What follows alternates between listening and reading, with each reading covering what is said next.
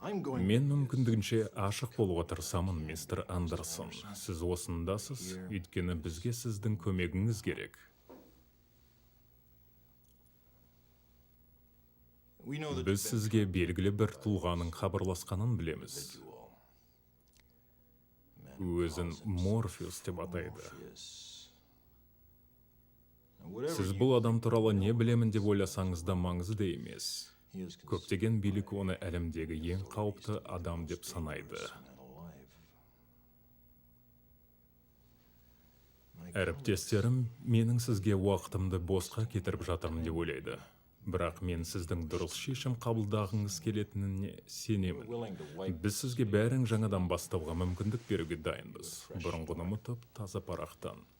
Біз сұрайтынымыз тек белгілі террористті әділдікке тартуға көмектесуіңіз.